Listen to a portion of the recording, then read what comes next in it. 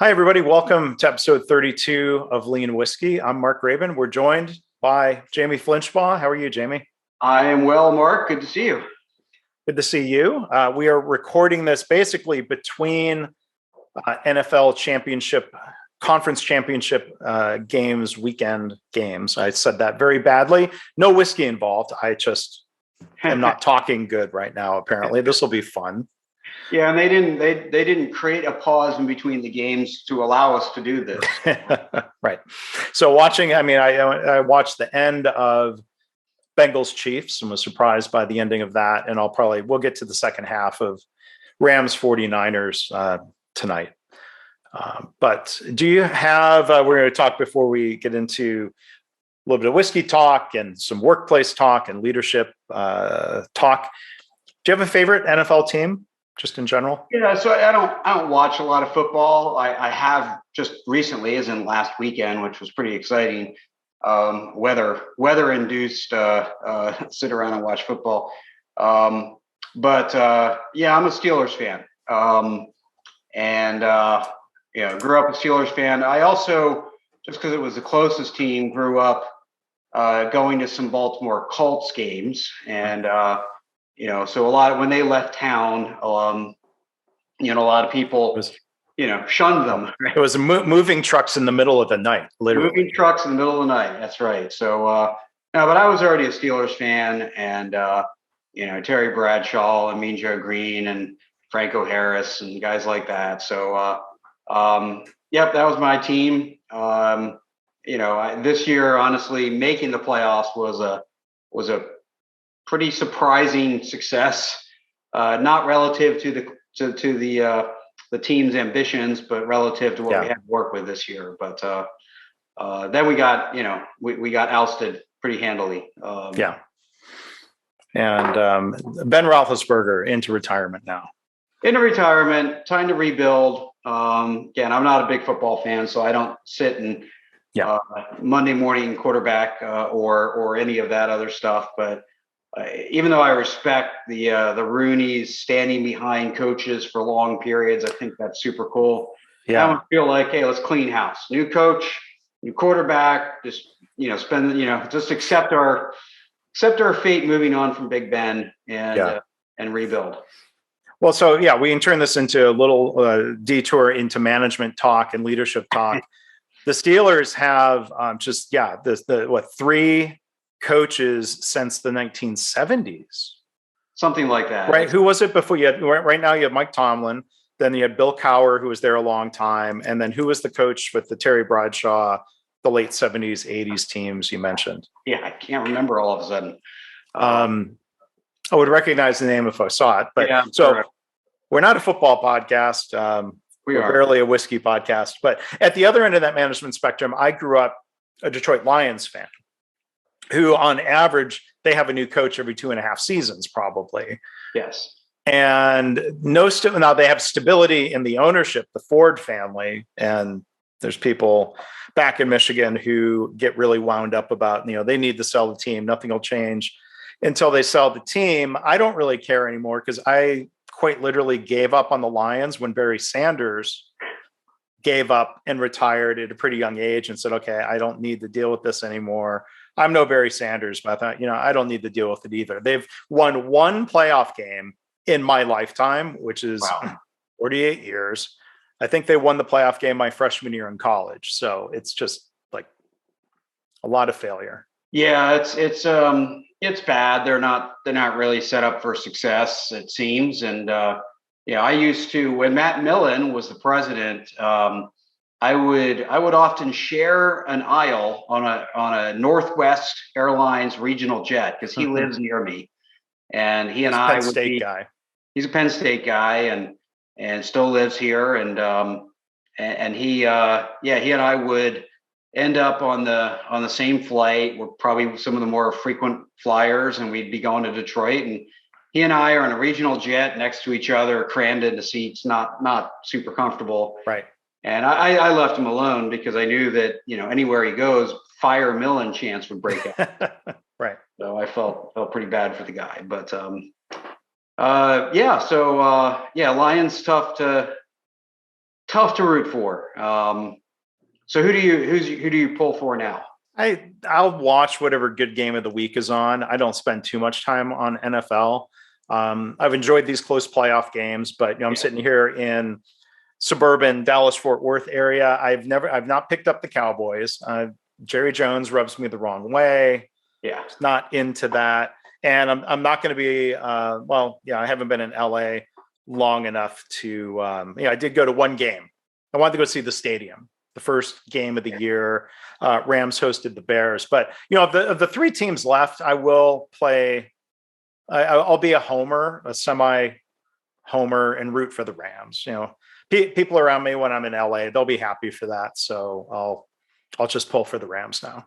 yeah, I'm kind of if my team isn't playing, I'm kind of an underdog fan. So even though Steelers fans don't typically pull for the Bengals, I thought that was a nice result, and I also I respected the era of Montana, and so probably be pulling for the 49ers today, but really, honestly, it's not going to lose any sleep over any result. No. I just think a good Super Bowl might be fun, and I won't be traveling as I typically am. If I ever see a Super Bowl, usually it's from a hotel room. So yeah, it's fine. I've only done that a couple times. There was one year I was on a plane during the Super Bowl, and that was the Rams. What was the real close finish where the receiver reached out the ball? I don't know.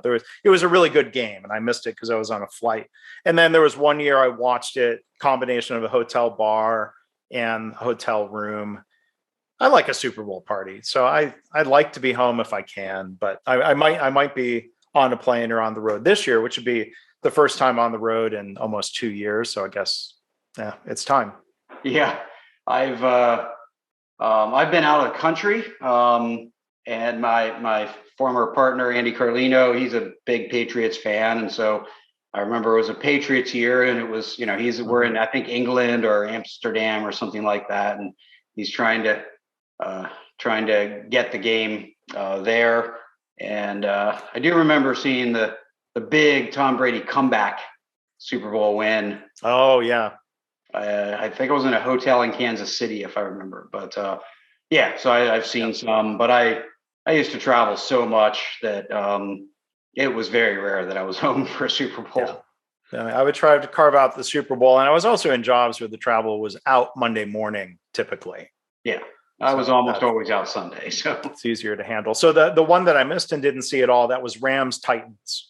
Okay, back in 2003. I just did a quick Googling on that. So good luck to everybody out there who does care more deeply about the NFL games and their teams as we get into the Super Bowl. So maybe let's shift from introductory whiskey talk, or from football talk, into whiskey talk. And as I get into a glass of whiskey, maybe I'll be talking better.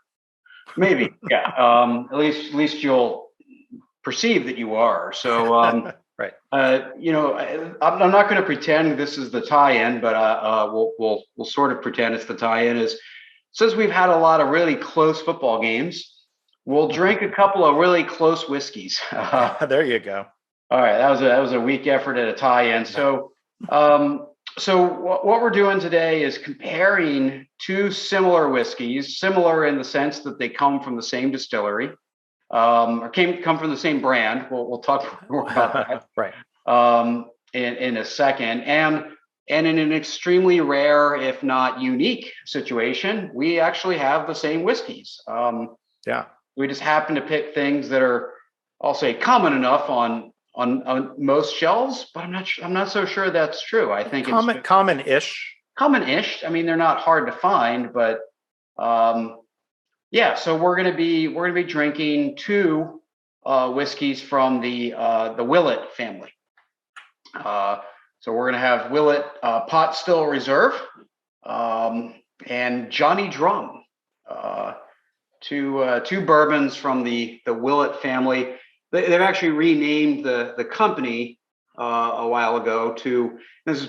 Today the whole idea of heritage and family names is revered, But I think when they renamed the company, it wasn't so much, right? It was a sort of what was the name before? well, before it was, I think it was the Willett family, distillery or something like that. And now the official name is Kentucky Bourbon Whiskey, I think, distillery or something to that effect. But nobody calls it that. It's still, it's referred to as Willett because that's what it's known as. And it is family owned, I believe. Like I've done the Willett tour, and they haven't been bought up by one of the mega conglomerates of the liquor world. Right. Now it helps that they weren't producing for quite a while, but the family goes back to pre-Revolutionary War.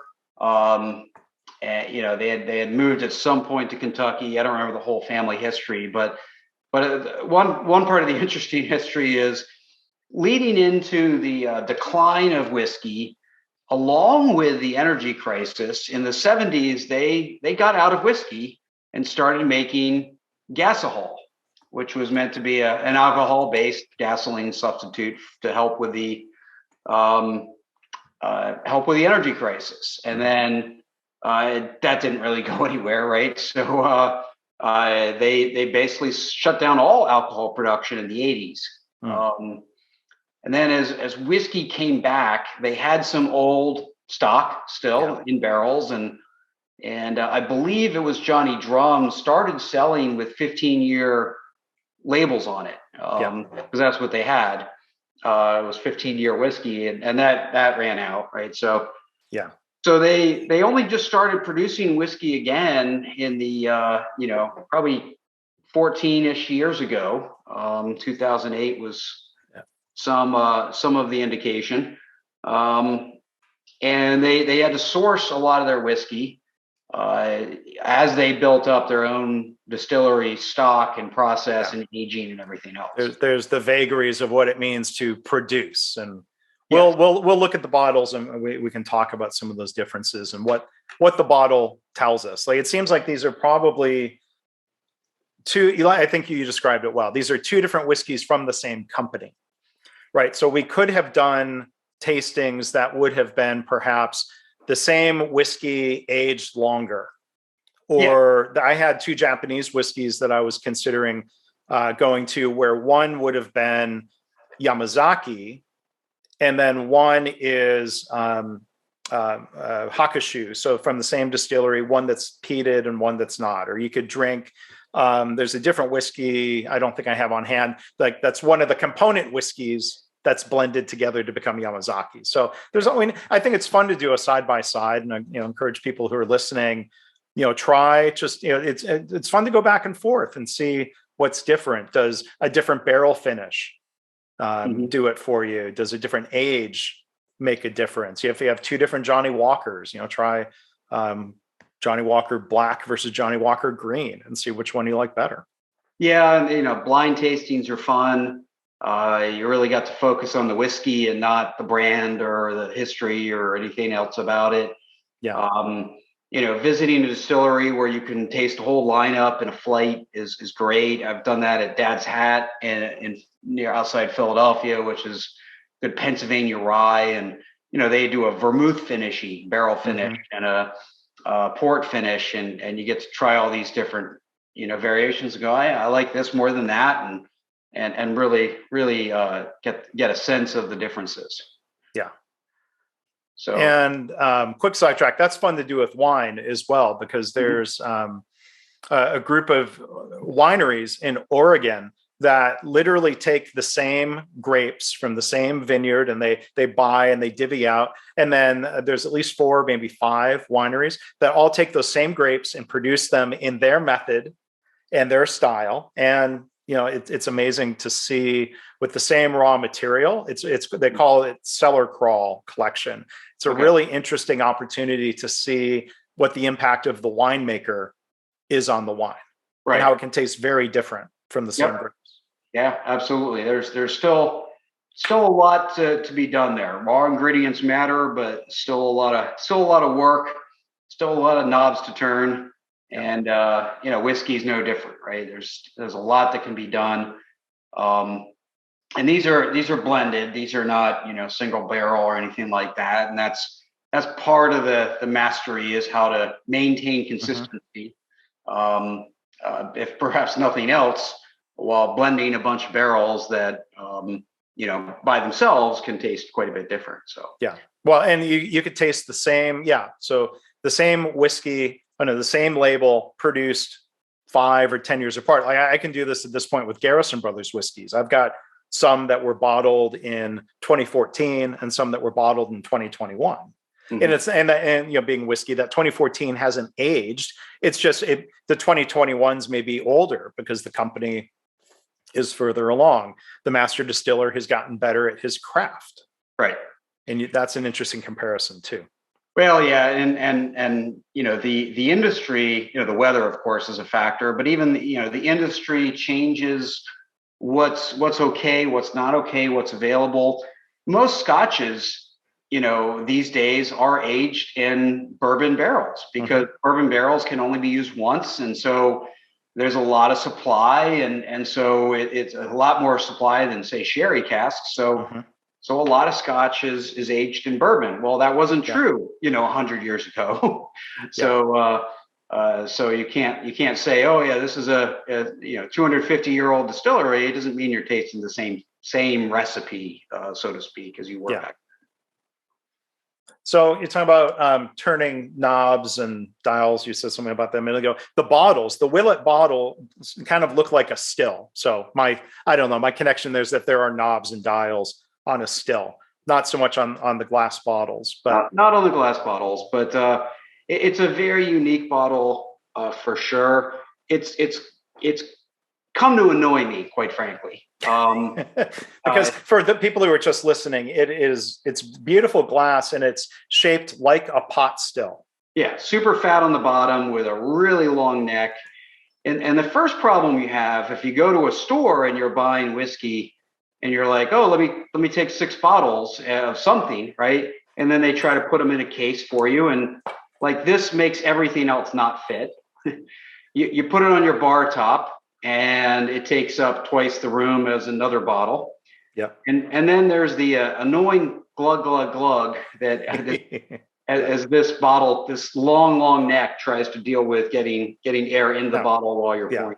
No, it does. Like I've got mine in the other room. It's sitting on top of an empty used whiskey barrel, so it is kind of a cool look. But the glug glug glug factor with mine is amplified. That this is actually a 1.75 liter bottle. So those who are watching might think like, oh, well, I'm holding mine closer to the camera. Like it's like, for context, here, I'm going to hold it next to the 750 bottle of Johnny Drum, and you can start seeing it's not an optical illusion.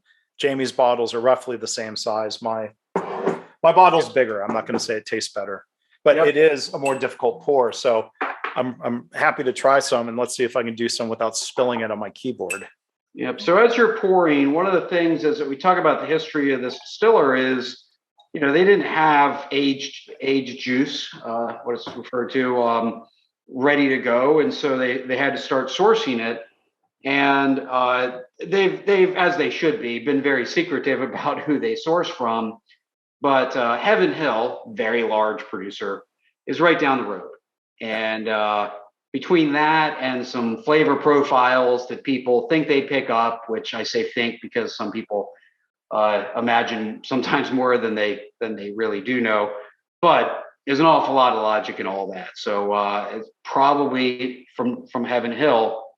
And they are very clearly getting their distillery up and going, and they're aging up and going. But there are rules about what you can write. And so, interestingly, our bottles of this have different text on them. So mine says distilled, aged, and bottled by Willett Distillery. Now, this is my second bottle of this. This is a newer bottle. And I don't think the old bottle said that. So this would suggest this is Willett distilled juice. Yeah, and mine, I probably bought it 2 years ago. There's no production date or information like that on the bottle, but it's the vague distilled, aged, and bottled in Kentucky, which again, like if they distilled it, they would brag about that. And there's nothing wrong with sourcing bourbon, but the fact is that this one is either partly their distillate from a still that's shaped like this bottle, and some of it is certainly not. Yeah, and yeah, some of it, right? So some of the it's very possible that it was some of their own juice along with some others, but if they didn't do all the distilling, they can't write what now is written on the bottle. Yeah. So yeah, yours is probably a blend of a little bit of theirs and a little bit of outside. Like I said, probably Heaven Hill. Mine appears to be now all in house. But my Johnny Drum says distilled, aged, and bottled in Kentucky, which suggests that it is, you know, either partially sourced or entirely sourced from somewhere else. Yeah, and this is a bottle. In fact, I'm going to be just opening it. I bought this maybe 2018 on a visit to the Willett Distillery. And it's funny, it says Johnny Drum Distilling Company, Bardstown. There's nothing on here that even tells you that there's a connection to Willett or the generic Kentucky bourbon distillers KBD name that you mentioned earlier. So yeah, well, mine says Willett Distillery, Bardstown in Kentucky. So interesting. So yeah, it feels like as part of a branding. I do know that they incorporated the Johnny Drum Distillery as a company, but yeah, I think they're perhaps really trying to distinguish the Johnny Drum as its own style, and it's certainly its own branding. Yeah. And quite frankly, if you look at it, it just feels like it's an old label, right? Like it's like this label hasn't changed in 50 years, but it's it's new, right? It's really not that old. It's faux historic. It's faux historic and pretty humdrum. As much as they put into the bottle of the Willett Pot Still Reserve, this is about as humdrum and overlooked as possible. Sure. Yeah, and it's maybe a $40 bottle at retail, I think. Yeah, I think it's gone up some as perhaps they brought more in-house juice and but gone up in price. But yeah, it's an affordable. It's a pretty affordable. Both of them are. I think the Pot Still Reserve is going up in price. But we'll see as we talk about these and what we think. I made a conscious choice to put them in two different glasses, both good for tasting. But I knew for sure that I would have mixed them up if I. Yeah, I'm going to keep the bottles lined up with the glasses. So yeah, Johnny Drum, I mean, yeah, it's different juice. I mean, the proof is slightly higher it's 50.5% ABV. The Willett is 47% ABV. But the thing that stands out on the Johnny Drum is that it says every drop charcoal filtered, which is typically more of a Tennessee whiskey filtration and process. Right. So they'll be interesting to try side by side. And like to me, the Willett bourbon is fine. I really do recommend, if you can find it, the Willett rye is, I think, better. The 4-year, and they also have an 8-year. And it's funny that those come in a very standard bottle with a nice label instead of the long-necked glass. Monstrosity is too mean of a word, but it's it looks nice. It's a bit unwieldy, and thankfully the rye is a little more straightforward. It is. It's very, very tall necked, very tall bottle. But yeah, I have some of the rye on my shelf, and that's probably, one of my favorite ryes. I'd say quite good from that regard. So yeah, the Willett Pot Still Reserve. It's a good bourbon. I think. And I have to say, I think I enjoyed it more in the first bottle that I had. And I know, of course, as they're evolving, it's probably changing the flavor profile some. It's hard not to. Right. But still, I think not to refer to Four Roses, but the rose is off. Rose is off the stem. I'm not sure how likely I am to buy another bottle of this. Yeah. Well, and listeners will know Jamie and I are not, giving you, whiskey expert tasting notes, but I'm going to reference my wife watches The Bachelor and The Bachelorette. That's her guilty pleasure, mindless TV. So to borrow a phrase from those shows, do you have which whiskey would you give the first impression rose? I think I would to answer my own question first.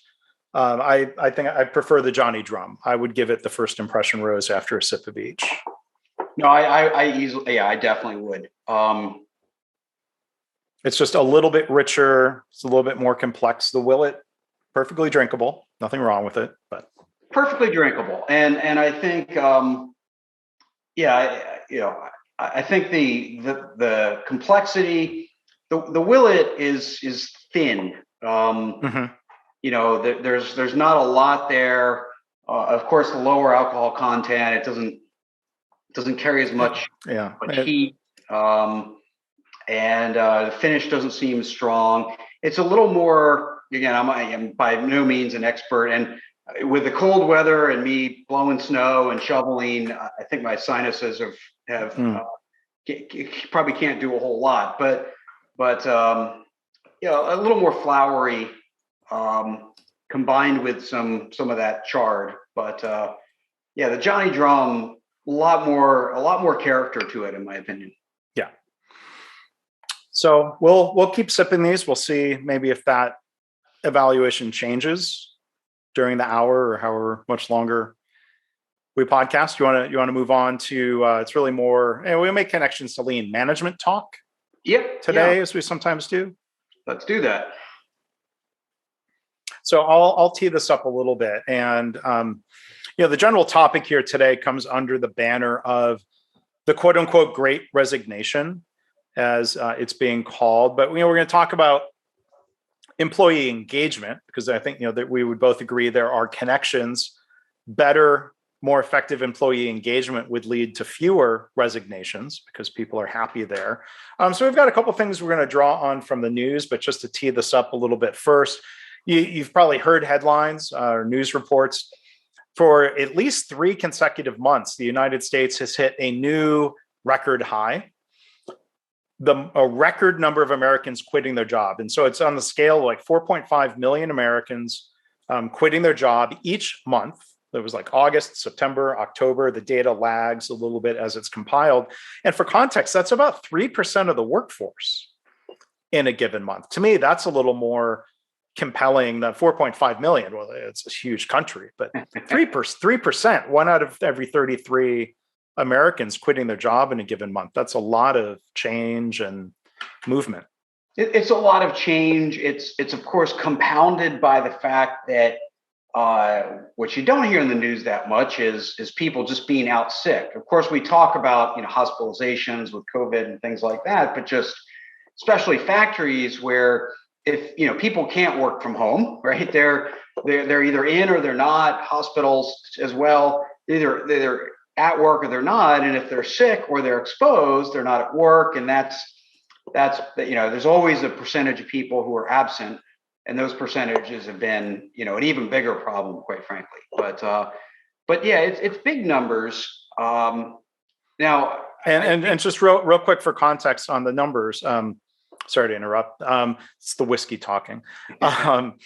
For context, to turn this into statistics talk real quick, like if we go back before the Great Recession, back into the 2000s, when the population wasn't much smaller, you would have roughly 2 million Americans quitting every month. So it's not just that the last 3 months have been records. Like there's been this steady increase over the last 12, 15 years. Right. And so some of that is an age profile, baby boomers, retiring more and more. So you do see, I'll say the numbers aren't as bad as it seems in 2 regards. One is that, retirements that probably should have happened naturally were deferred people didn't retire when they could have, because why bother, right? 2017 to 2020 was pretty easy, and so people just kept working. So you had a bunch of deferred retirements that could have happened, and so those, once COVID hits, people kind of go, once they realized the stock market wasn't hit, and so they still had some money that they weren't sure about. It's like, yeah, why am I doing this? So you saw an increase in retirements, and then the other factor was, few people that wanted to quit, that would normally quit in 2020 didn't, right? Because it was hard to interview, and things were unsure, and they needed their insurance, and so those were two things that you had: delayed or deferred retirements, and then 2020 caused sort of a backlog of normal quits. And so, all of that starts to catch up with us, and sort of pads or at least increases the peak, but underneath was an underlying trend of going up anyway. Yeah, well, there's a good example there. If we want to talk about stratifying data, or as we're going to talk about here, breaking down a problem. Toyota people will talk about the big vague concern. It's like the problem statement that's not really well defined.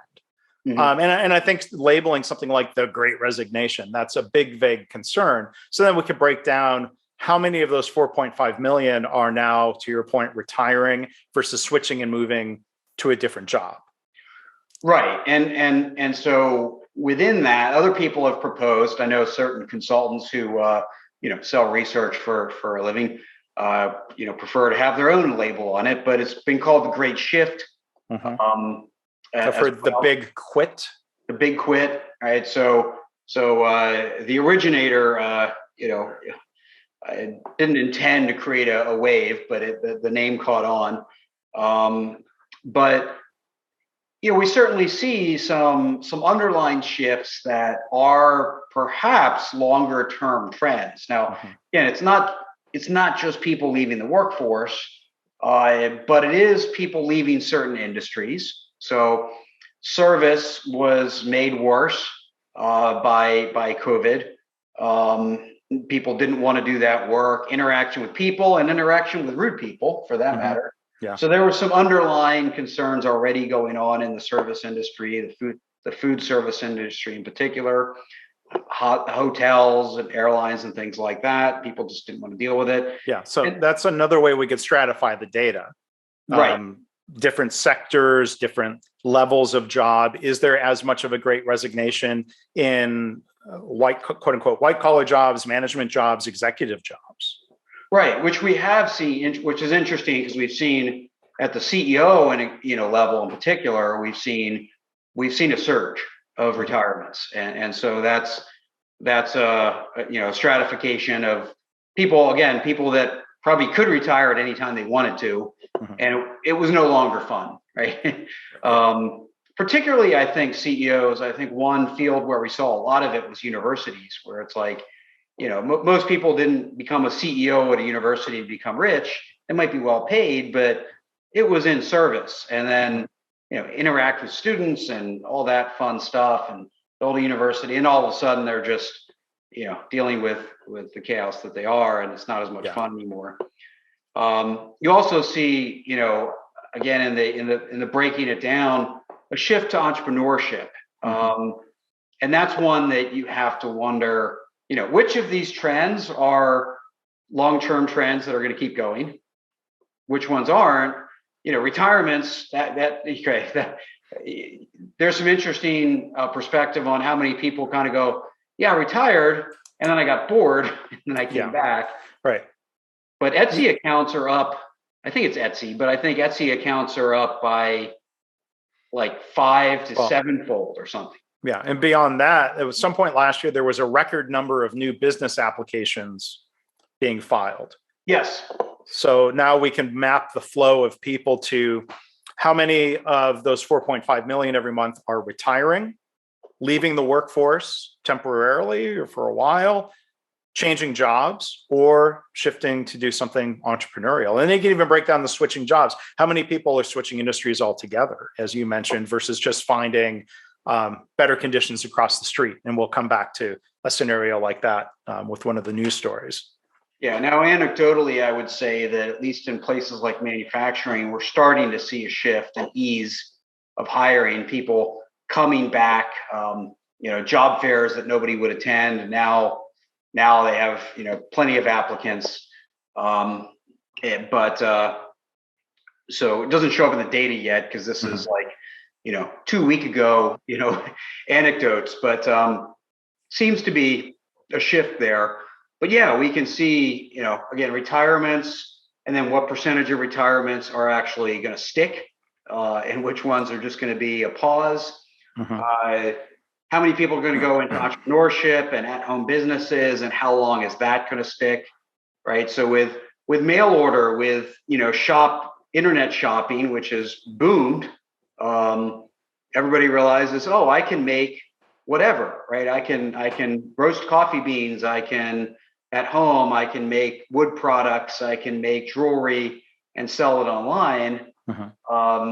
True, but how many people can make a living doing that? Right, At least one that they like. Right. I mean, it comes back to the startup questions that Stephen Blank and Eric Ries, some people would ask is, well, can I do this? And then should I do this? Like, the fact that you can roast coffee beans that people would enjoy doesn't mean that can scale and become a business that puts a roof over your head and food on the table. Right. And that's where we don't necessarily teach a lot of that math in high school and even college. Just how do you evaluate that? So most people evaluate it by giving it a shot, and so we're certainly seeing that take place.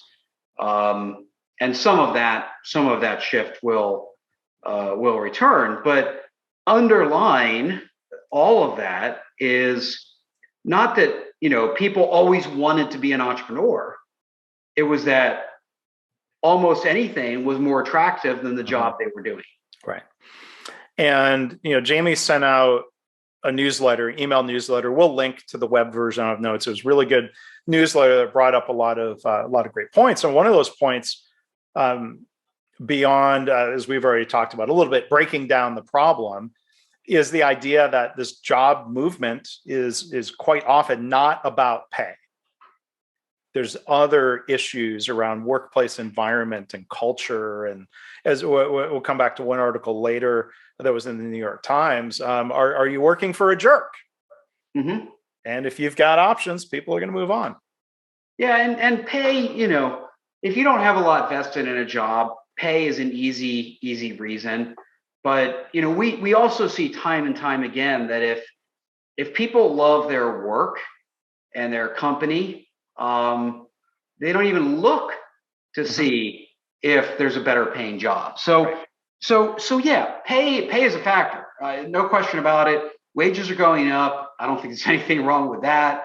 The chaotic nature in which it's happening may be a little difficult to deal with, but nevertheless, probably a good underlying trend.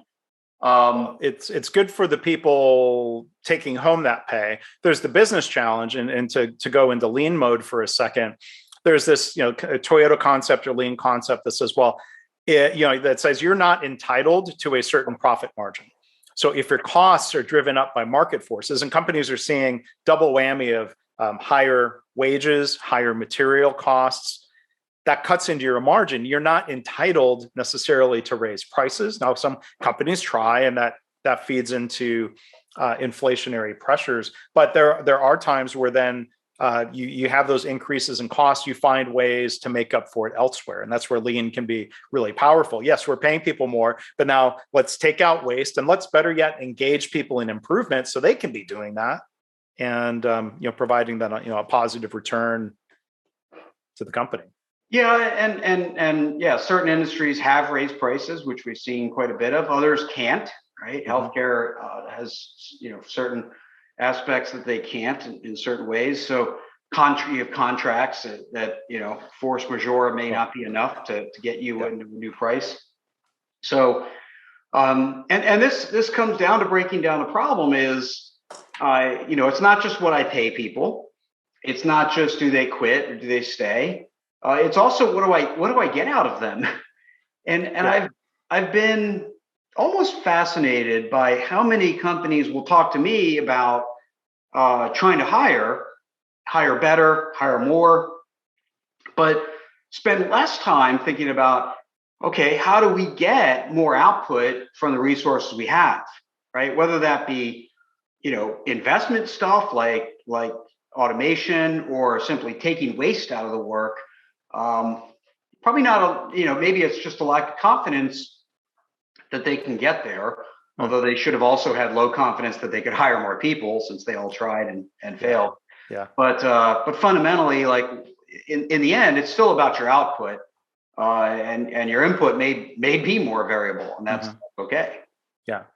And there's system dynamics that we could delve into. Thinking of our beloved department and field that's very associated with MIT. Looking at the system dynamics of wages and employment, and if you can pay people more and that reduces the turnover rate, you can save a lot of money by reducing turnover. When you look at the hiring costs and the waste and the inefficiencies that come from a high employee churn rate. And you can figure out how to come up with something that's not just this overly simplistic analysis. Like I cringe when I hear, and sometimes people have thrown this at me directly, like the company that I used to buy my pizza oven wood from can no longer supply me because they're labor constrained, there's material costs, they're focusing on selling wood to bigger construction jobs. Anyway, this guy started going off on this rant that included the line, well, people don't want to work anymore. And I didn't want to hear any of that. I'm like, that doesn't, okay, fine. Good day, sir. I'm going to find another company to work from. And I think that generalization of like, nobody wants to work anymore is either A, nobody wants to work at the wages I'm offering in the conditions I offer. And, if somebody, I think if a business owner, I'm not saying this guy was totally of this attitude, but if you think people are lazy, they don't want to work, they just want more money, and you have this negative view, how's that going to help you? If that attitude comes through, how's that help you hire people? Yeah, even if it was all true. Even if it was true. Right. It doesn't help at all. And that's the thing, right? If people have choices, they have choices. So, then you need to do better. And that's why, in the end, people look because they're unhappy. And the two main factors, unless what made them unhappy was the work itself, which means there's not much you can do to fix that. That is what the work is. And they were stuck and they were always unhappy, which means you probably weren't getting their best anyway. But people leave bad bosses and they leave bad cultures. Right. And those are highly related, right? The Venn diagram of reasons. But those are the reasons why people are like, yeah, I'm going to look, because why would I keep putting up with that if I don't have to? Yeah. And so that's controllable. I don't want to say controllable like you push a button, but it's fixable, it's preventable, it's improvable. And so, yeah, every company out there could throw more money at people. And some will and some have to. Yeah. But fundamentally, if you don't fix bad bosses or bad cultures, then you're going to have to throw even more money just to break even. Yeah. And, I think if I was working with a client who threw this big, vague concern at me about, our turnover is too high, too many people are quitting, it's too hard to hire.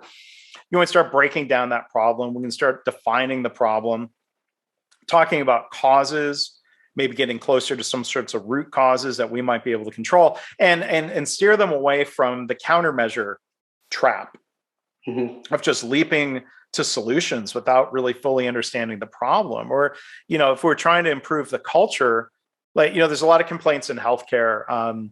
You read people's comments online of like, our environment sucks. Management doesn't support us. It's been worse during the pandemic. And what do they think the answer is? Free pizza. Yeah. And they're almost insulted by it. Like, yeah. I think that fixes everything. Clearly doesn't show the time spent to go understand root cause.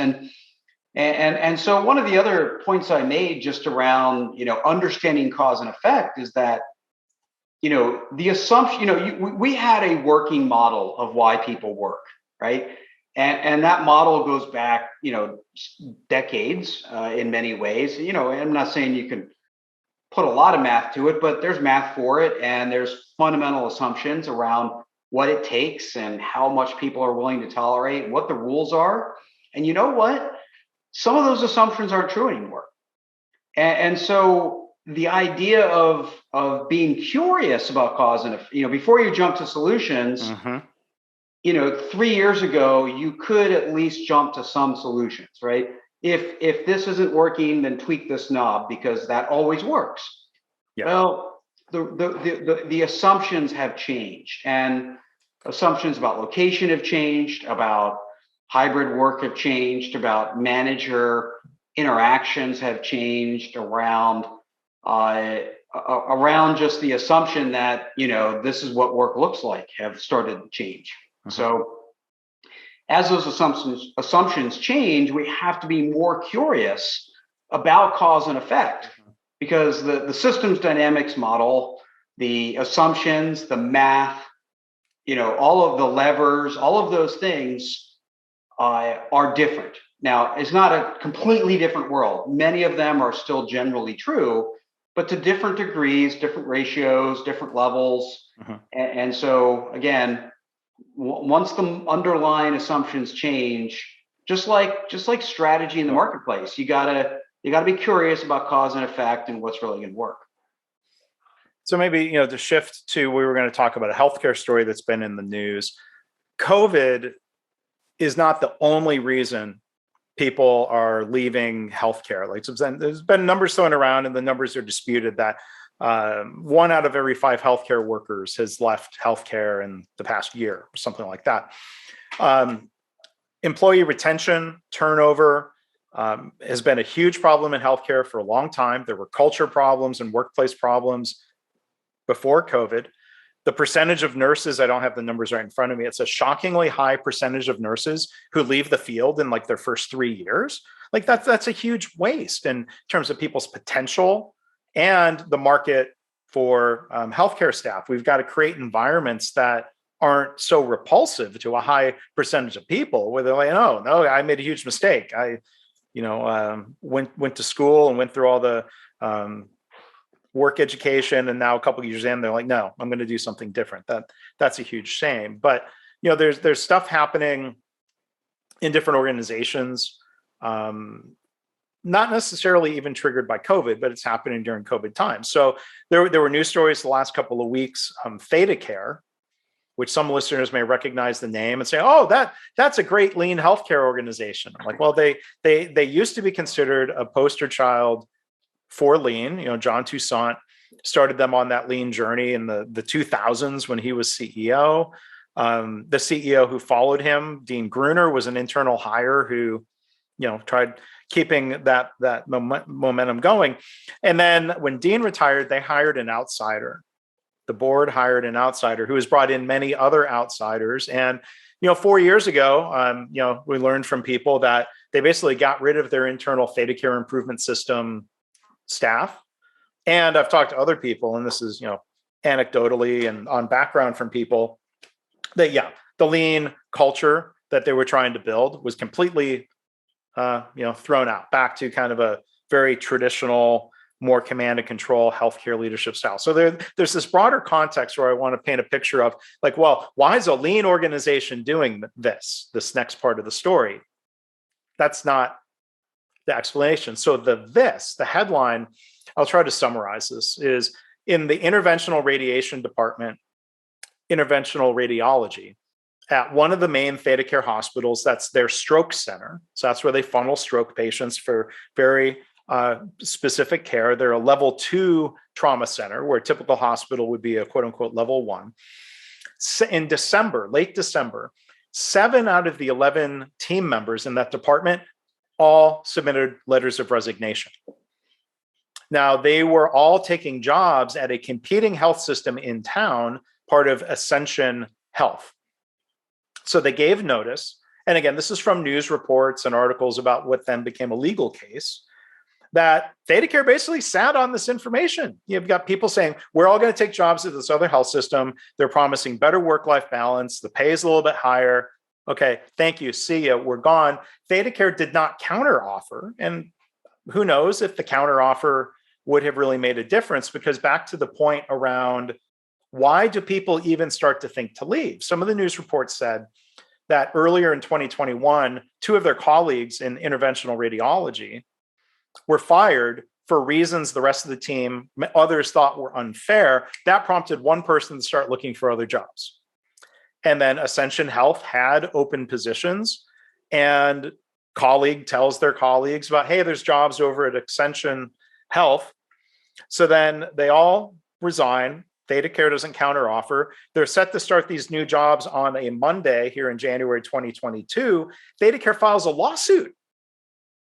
And they got a judge to do an initial temporary restraining order that was going to prevent them from starting their new jobs. Now, the lawsuit was against, organization to organization, but now these employees get caught in the middle, and it got a lot of notoriety for, wait a minute, this is a free market for labor. They were at-will employees. You can't block them from starting a job elsewhere. So, just to close the story on the legal issues, then on that Monday, the judge threw out the temporary restraining order. The employees were allowed to start their new job the next day on Tuesday. And then we learned Friday, 2 days ago, that Thedacare now has dropped the whole legal case. You think, oh my goodness, not being proactive, bad problem solving. They wanted the court system to force two people to remain on call for Thedacare. No, they've quit. You don't get to do that. And maybe I'm just ranting now, but it's just kind of a crazy, sad situation. Yeah, it is crazy. And of course, you got to look in the mirror when you have that many people quit, and you didn't even bother. It's like, even if you said, oh, they're just doing this for more money, well, you could have at least matched, right? I mean, sure. That would have been pretty easy, and they didn't even bother doing that. And that's not, I will say that's not easy, right? Because it's like, well, does this mean we raise wages for everybody in our entire system or not? Or do we set this, does this look like, a ransom where people are holding a job offer, publicly to increase wages? But that happens a lot. It happens a lot. It doesn't always happen systematically. Yeah. And I think a lot of people, I read some of the threads on it, some of the comments on it. Obviously, there was certainly a lack of understanding about what the judge could and couldn't do. He couldn't force people to keep working at Thedacare, but if Ascension had acted illegally in coordinating the mass, like, oh, hey, we're going to give you guys all offers, but make sure you all put in your resignation at the same time. If they had done stuff like that, there's probably some merit to the lawsuit. And Thedacare was claiming that Ascension poached them in a coordinated effort. Ascension denied that in their legal filings. And I'm guessing part of Thedacare pulling the plug on the case is that they probably were realizing that this was, what was it going to lead to? Like a financial settlement? But what could have led to, yeah. I mean, but one. I think this was in one of the legal filings where some of the voice of those employees who were switching jobs in their own local Great Resignation was that a leader at Thedacare is alleged to have said something like, "The short-term cost of raising your wages isn't worth it long-term." Wow. Okay, that backfired on them, because now in the short term there were job postings of $6,000 a week traveler nurse jobs, and like the short-term cost now compared to bumping up their wages. And again, we don't know, they would have stayed. No, but it doesn't seem like Thedacare made much of an effort to either address the wage issue or the other underlying issues of, the employees said, we were not leaving just for wages, but for a better work-life balance at this other health system. What could Thedacare have done to address that would have been better than filing a lawsuit? Yeah, and it shows that uh, they didn't really have an appreciation for a big aspect of that, which is what do I want my work to be like, and how much say should I have in that? Um, union aside and rules aside, it's still fundamentally that if people have a choice, what are they going to choose? And are they going to choose us? Mhm. Right? And so in my newsletter, one of the things I wrote, I see a lot of companies kind of go, okay, we shouldn't have a culture that people want to leave, and we shouldn't have bosses that people want to quit on. I'm like, that's such a low, uninspired standard, Right. right? And Yeah. so what I found interesting was at a company I'm on the board of directors of, Robinson Fans. They had multiple people, like any company, they had people leave, and they had multiple people came back, and they basically said, I liked it here more. Hmm. And I thought that's the kind of culture you want. You want a culture, and you want an environment that people, if they leave, they're going to miss it. Hmm. Right? It's so good that it's not just, oh, okay, is my boss a jerk or not a jerk? Like, again, that's a pretty low bar. But if they leave, they're going to be like, wow, that was the best job I ever had. That was the best company I ever worked Hmm. for. I wish I had that again. Yeah. And so either they leave and then they come back, and that's a signal to everybody that's still there, by the way, that the grass isn't so greener on the other side. Right. And then everyone else is like, yeah, I like it here. I like the culture. I'm engaged. My work is meaningful, and I don't want to look anywhere else. Yeah. That's what we should try to build. And when we build that, Hmm. issues like Thedacare dealt with, how much do we have to pay you to keep you to stay, and is that even worth it? Is a moot point. Hmm. Yeah, of course, wages still matter, but like it's Well, that's not what it comes down to. right. That they had lost those employees long ago to Mm. your background on the story. Yeah. Any leader or company or organization wants to be proactive and wants to think about a workplace FMEA, failure modes effect analysis. One bad thing that could happen to your business is a lot of people all quitting at the same time. So let's be proactive about that and think, well, what are the odds of that? What's the severity? How would we know if that was happening? But a couple of points come to mind from what you were saying. This idea of people leaving and wanting to come back. That happened a number of times with Sammy Bawry, the dentist, the quote unquote, the world's first lean dentist in Jacksonville, Florida. Yep. I think at least a couple of occasions he had somebody from the office team from that practice quit and take a job for some reason. Not because they were unhappy there, but there may have been some reason. They ended up coming back to work for him because they couldn't work in a typical dental practice anymore after having been in that environment where Sammy engaged people so well in improvement. So I've interviewed him before, and I'll share. We'll share links to that. And the other thing that comes to mind of why do people stay?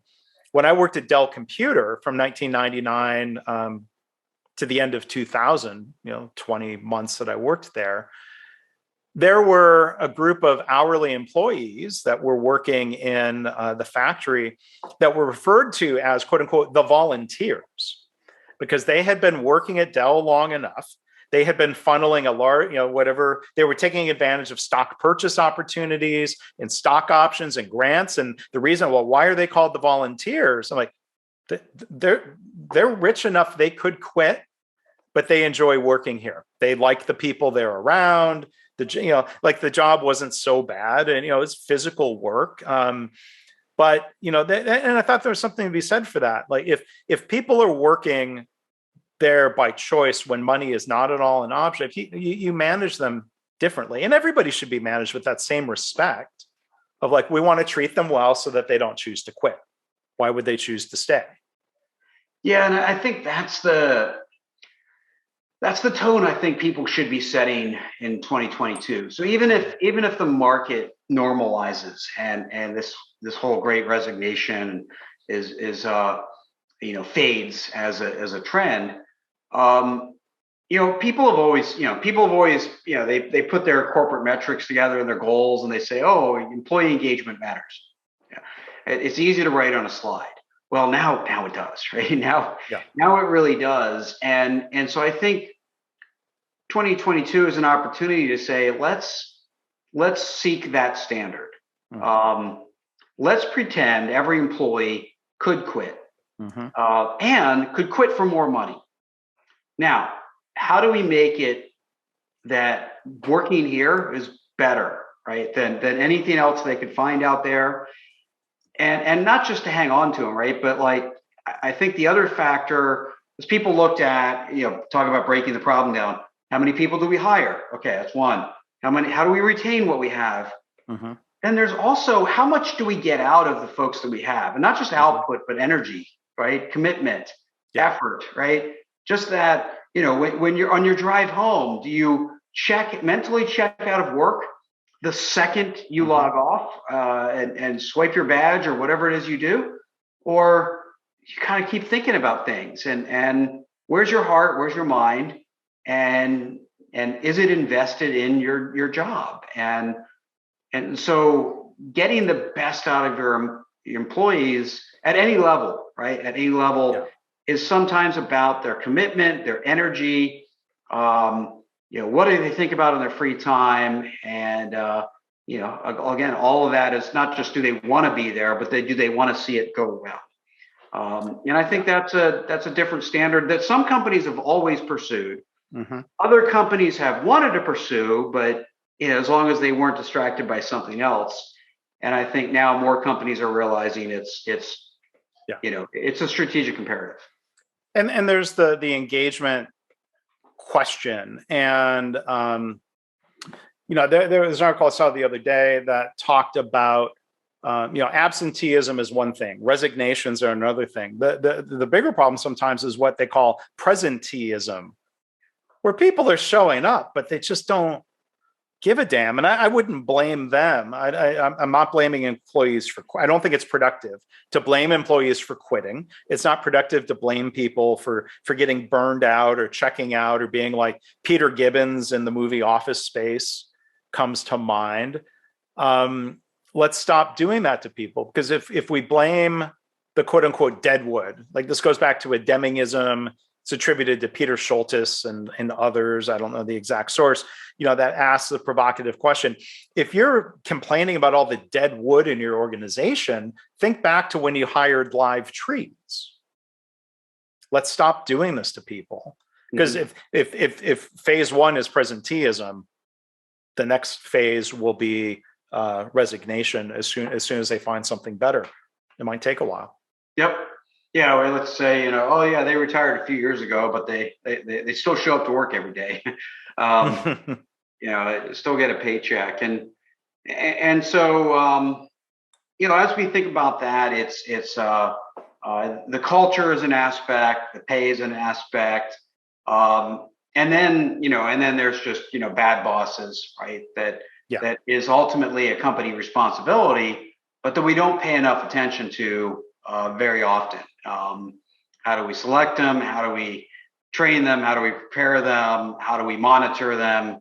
And fundamentally monitoring bad bosses. Unfortunately, resignations is a lagging metric, and sure. Sort of clumpy enough, right? Not trendy enough data that we can really kind of go, oh well. Yeah. You have, by the time you recognize a pattern in the data, it's way too big and too late. So let me tell a quick story. Thinking back to Dell, when I decided, it was not a good fit for me. I was going to find another, find a new job.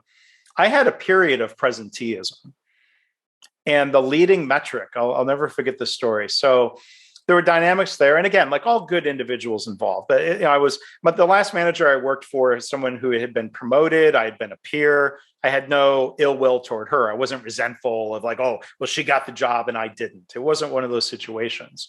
She was better than other managers that I've been reporting to. But we had a mutual friend who we hung out with in social circles. And this friend told my then manager, or no, my then manager said to the friend, I wasn't present in this conversation. The manager said something like, "Oh, Mark seems a lot happier at work these days." And the mutual friend said, "I think he's just stopped caring so much." And it was so true. And I ended up leaving, and it wasn't that manager's fault. Like, that company, the culture just didn't feel like a good fit for me in different ways. And so I moved on. And I'm not saying I was quote unquote stealing from the company, as one CEO in this next article accused people of. The CEO from better.com, said employees were stealing from the company because they weren't working enough hours. I wasn't fully committed to the company in the sense of going above and beyond and stressing myself out anymore. And that meant there were fewer things to be upset about. Yep. And I moved on. And I think there's a whole nother mental health lesson in there. But the better.com CEO certainly became a poster boy for uncaring managers by doing a big mass Zoom layoff of 900 people. 900 people, basically saying, if you're on this call, it's because you no longer have a job here. Yeah. And interestingly, wasn't fired for that. Took a few weeks off, got an executive coach, hopefully got his mind right. They must see something else in him, because it would have been an easy firing for that, because he was, even if you agreed with his approach, the amount of bad press it brought the company was significant, right? So when they're in a position to grow again, good luck hiring people with that reputation. Thedacare is going to have trouble hiring, people, probably, especially locally. This was even bigger news. But the guy from better.com was highlighted in this article. We'll link to it in the show notes, from the New York Times earlier in January. No more working for jerks. And they used his company as one of those scenarios. Now, those people aren't working, we'll call him a jerk. They're not working for him because they were fired, but like, there are things within the company, and I'll compare it a little bit to KaiNexus, which is a very, and as far as disclosures go, Jamie and I both have ownership stakes in the company, and we're affiliated with them in different ways, but it's very focused on the customers, the purpose, the mission, spreading continuous improvement, providing software and support that helps people better their company's journey. At better.com, which I think was in the mortgage business, they had like this culture and this slogan and this acronym and this phrase is LGTM. Let's get that money. And I'm like, I don't know, like, for me, that would be a huge red flag. I'm like, that's the most important thing that matters. Like, people at KaiNexus make money. They have a paycheck. They want the company to grow. And if they, have shares in the company that they've earned, look, that's all aligned. But the mission leads to, I think, better engagement, better retention, better participation to the cause that then end result leads to money. Yeah. Yeah. And it's incentives and things like that. We could go off on a tangent on that. Leads to all kinds of weird behaviors. I think a lot was made out of the, get Gronkowski another catch to return NFL playoffs. So he gets a bonus. Yeah, that happens every year in the NFL and other sports. Yeah. Yeah. But chasing the incentive, the individual incentive bonus. Right. But those were both characters that would never, but didn't put the team goal on the line, in exchange for that incentive. Right. Well, just go back to Brady, though, and the Buccaneers. I mean, they ended up losing last week, but Brady basically told the head coach reportedly, no, don't take me out of the game yet, because I'm going to get Gronk that touchdown and that catch that boosts him over. Like, Brady could have been hurt. If he had blown out his knee or gotten really injured during those, I don't know how many plays it was, that was putting the team's future at risk out of loyalty to a teammate. So I appreciate the loyalty, but, as they say, don't hate the player, hate the game. Or blame the system, not the individuals. They were doing what they were incentivized to do. So I won't be too harsh on Brady or Gronk. Yeah, and so you get into companies like better.com, and And I'll say, tying even back to what your wood supplier said about lazy people, is people are one of these underlying trends that is very clearly true, is people want purpose. Mm-hmm. Right? They always valued purpose, but only if they could find it. Right? If purpose found them, or if they happened to find purpose, then it was okay. But now people want it. Now they seek it out, and so you see a younger generation coming through the workforce. I don't think it has to be the company's purpose. I don't think it has to be, Mm-hmm. oh well, for every pair of socks we sell, we donate one to that kind of purpose.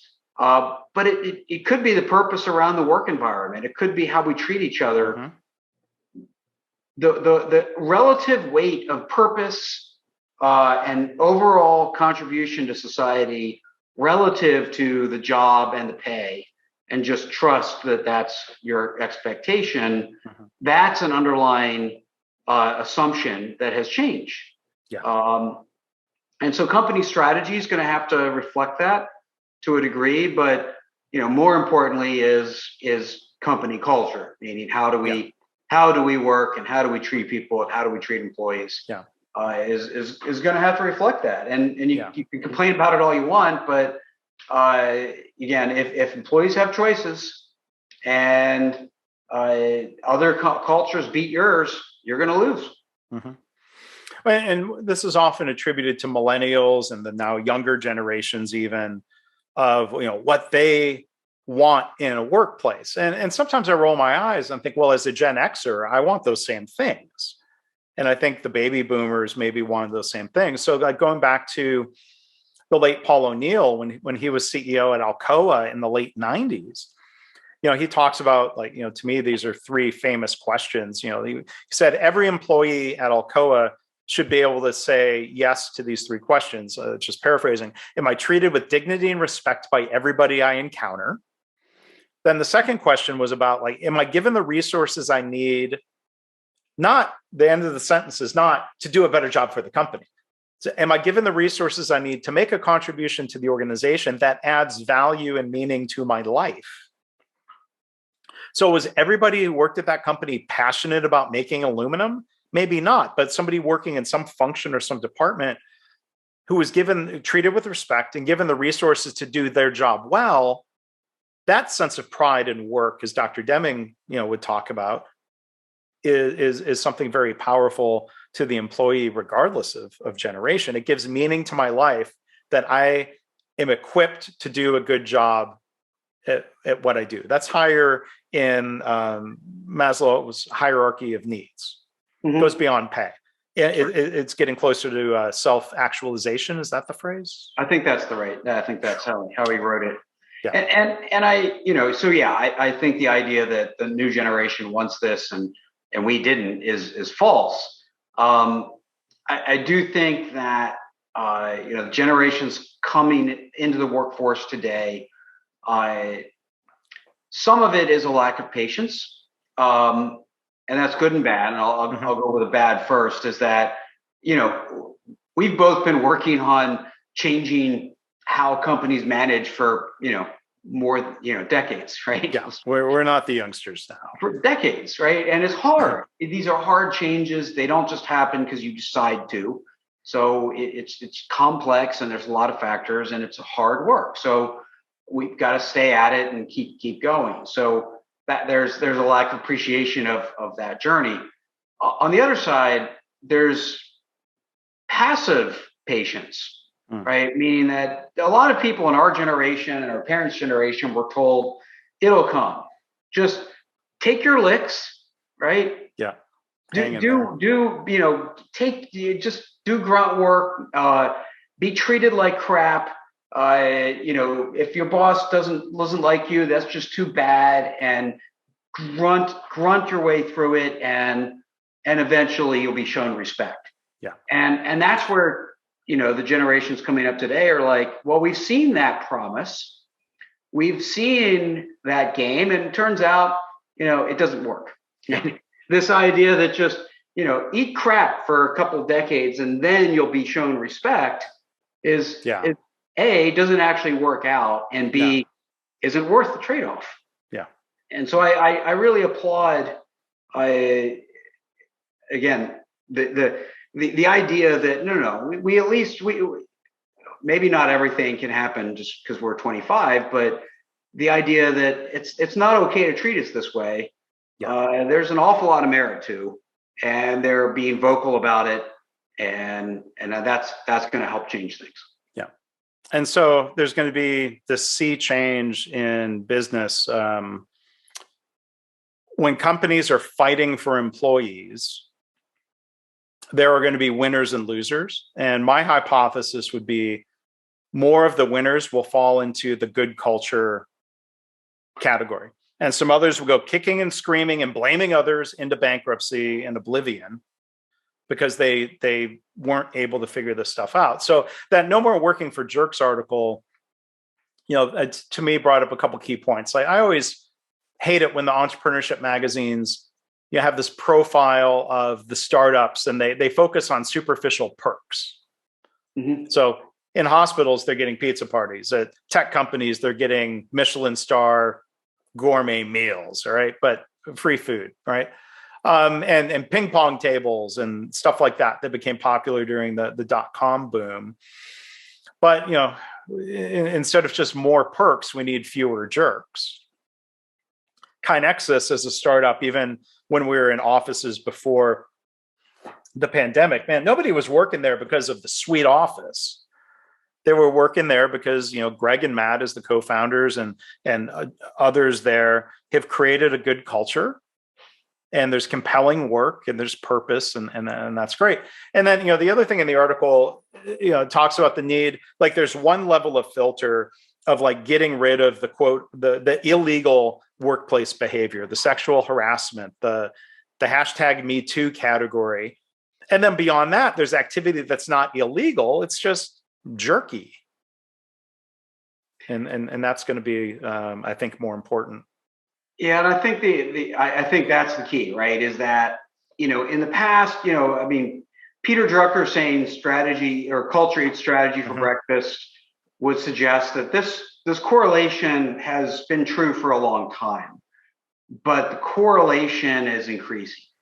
And the pandemic may be an inflection point in greater correlation between a positive company culture and actual success, right? There's a lot of companies that had crappy cultures, but people just ate it and dealt with it and, suffered through it and still had great success by at least financial terms. But that correlation is going to tighten. And in the war for talent, whatever you want to call it, people don't want to and don't need to work for jerks anymore. So they will choose not to, one way or the other. Yeah. So again, to the people who are complaining, nobody wants to work anymore, I think the sentence is more complete and more accurate. Nobody wants to work for me anymore. Yep. Because there's still plenty of people working, and let's face it, most of the people actually exiting the workforce are baby boomers. So right, we're still a lot of it's about retirements, and the rest of it's mostly about the shift to different work. So it's not that people aren't working. Yes, there's some of that for sure. Some of that's temporary. Some of that might be permanent. A lot of the permanent is retirements, which means it's not the younger generation by definition. So it's people are still working, just going to work on their terms, and they don't want to work for the wrong people or wrong cultures. Yeah. So.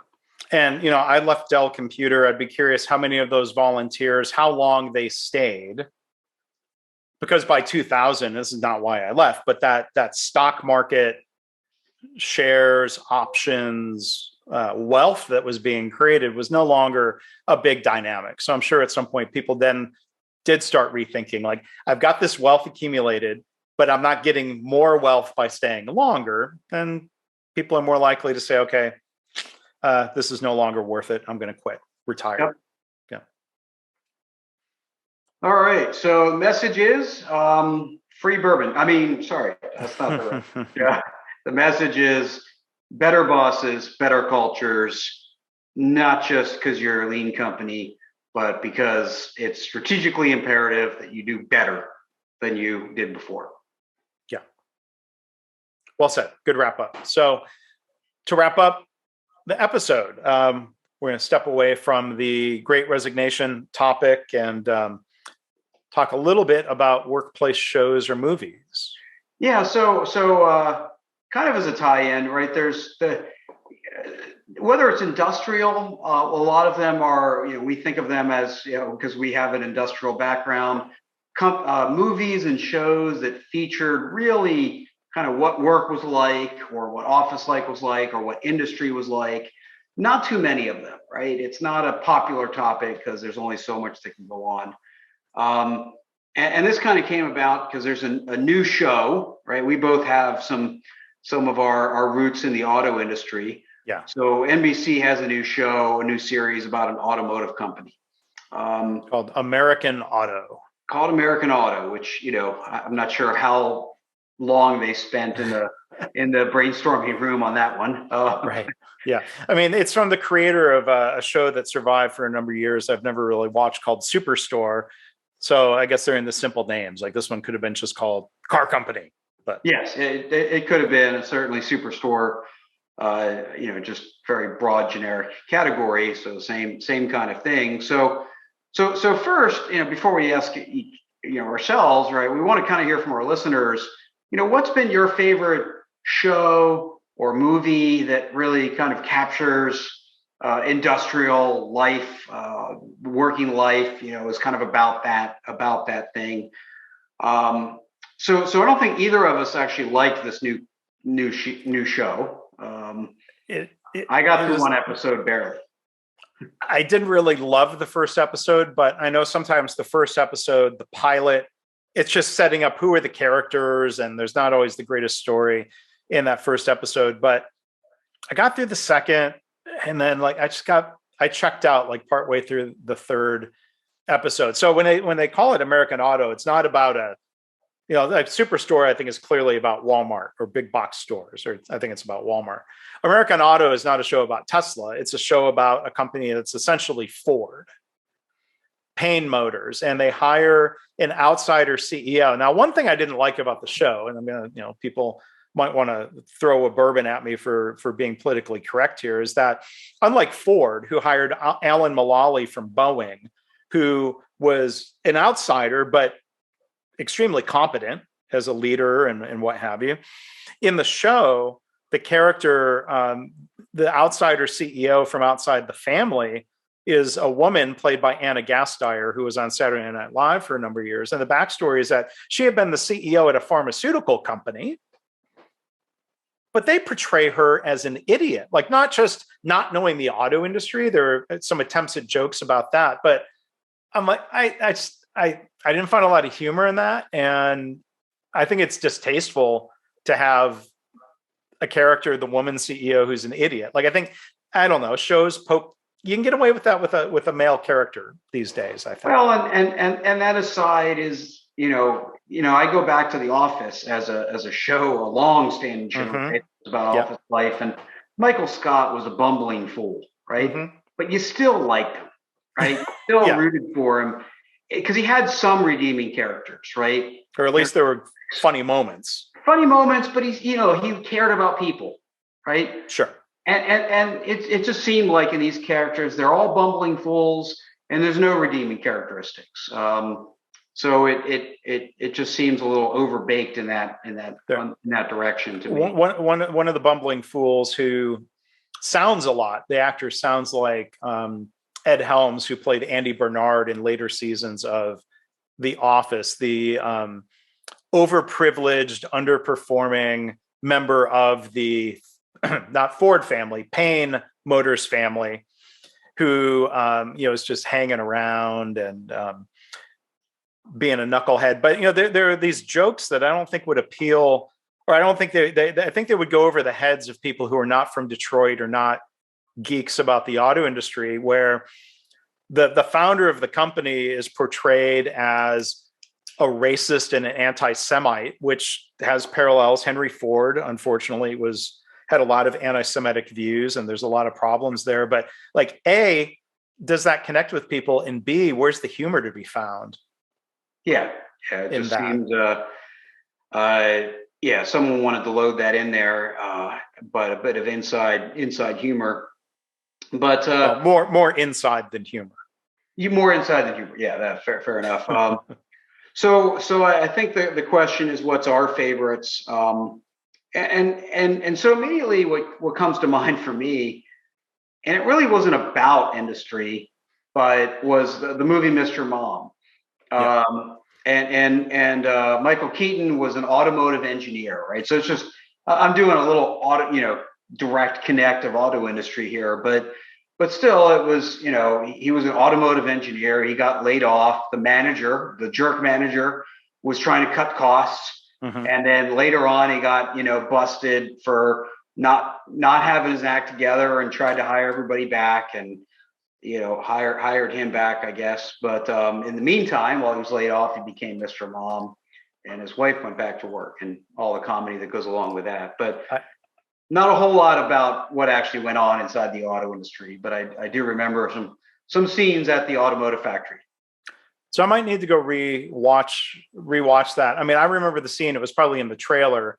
The famous scene of Michael Keaton as the clueless dad holding his baby's bottom up to a air hand blow dryer in a bathroom in the process of changing a diaper. So I'm sure that movie's probably available for streaming, I'd imagine, somewhere. So it's funny, another Michael Keaton movie, Gung Ho, from the 80s. I'm guessing 1986. Something like that. That sounds like the right era. And then it turned into a TV, 1986 comedy. And then there was a short-lived TV series starring George Wendt, I believe, because I think he was one of the characters. Michael Keaton wasn't going to do the TV series. And I think I may be misremembering all of this, but I did watch Gung Ho a couple of years ago. So, I mean, it is pretty much sort of like an attempt at telling the story of, let's say, a Toyota or a Honda coming into Kentucky or Ohio, respectively.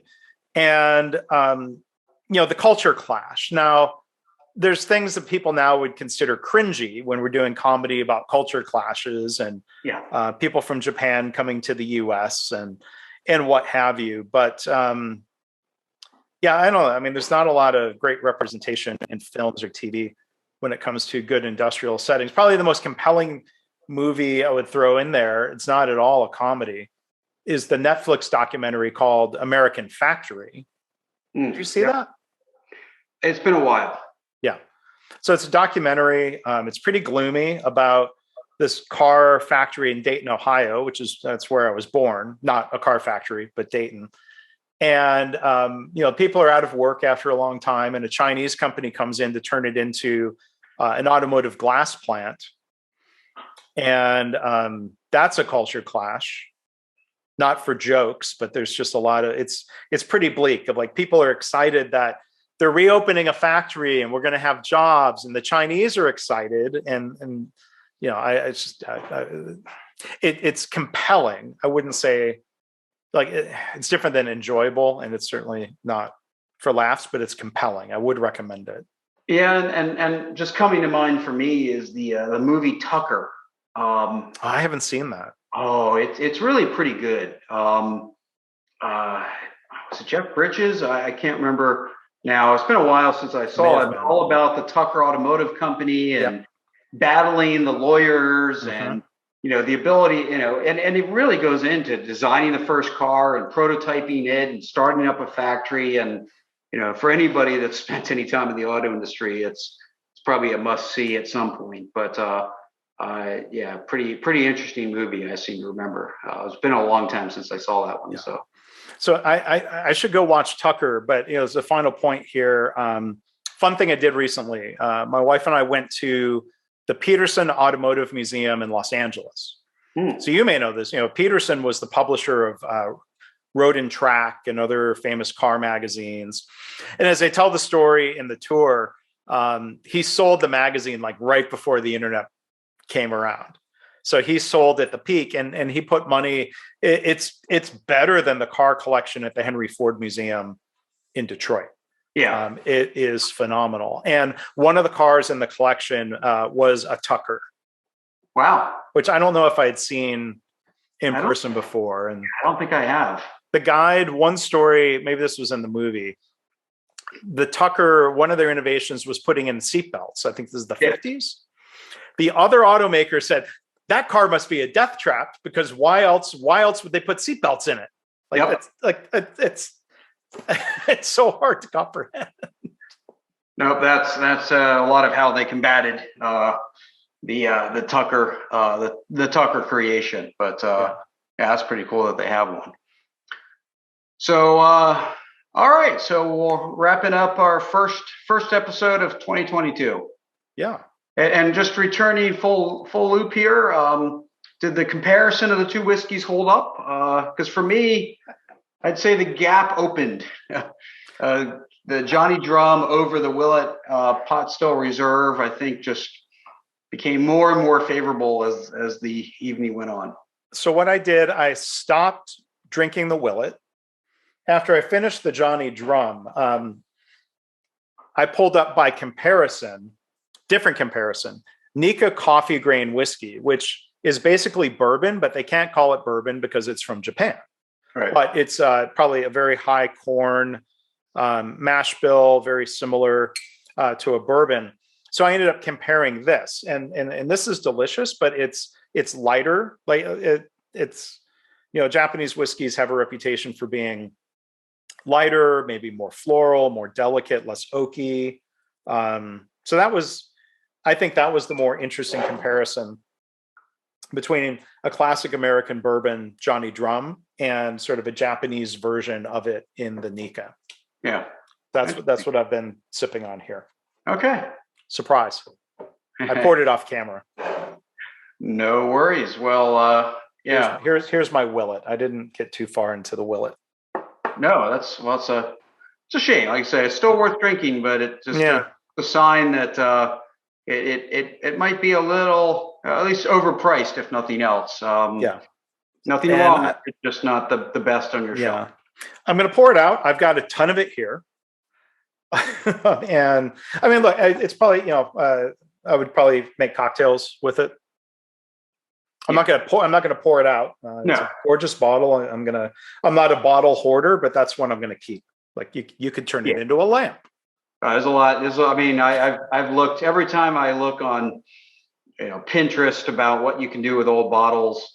They're either highly labor intensive, or after you have two, you don't need any more. So none of them are solutions for empty bottles, and so that's what the recycling bin's for. But yeah, that's a fun bottle that size. So fantastic. So we're going to wrap up. I'm going to watch the fourth quarter of the game. 49ers are up 17-7. Okay. It's a bit of a surprise. So Jamie, thanks. As we wrap up here, as always, we invite people to go check out the websites. You can go to leanwhiskey.com. You can spell it with a K-E-I, a K-E-Y. I was talking badly before the whiskey Sunday. KEY.com or KY leanwhiskey.com. That forwards to my website. If you want to avoid my website, you can also go. Yeah, you can also go to jflinch.com/leanwhiskey and see the episodes there. We could buy a domain like lean whiskey, but not Mark Graban's website.com to forward to yours. I think we're okay. If people, to that spirit, if people just follow us on, Spotify or Apple or whatever you listen on, it doesn't matter what website you're going to, you're all taken care of. So Spotify, I'm not happy with them. So whatever, I'm not gonna judge at the moment. Just whatever you're listening to, we're probably still there. You can find us anywhere, the podcast services. So please do look for us. If this is your first time listening, welcome. Please. Hopefully we'll see you again some other time. Absolutely. And cheers. So please rate, review, follow, subscribe, what other terminology is used there. So yes, cheers.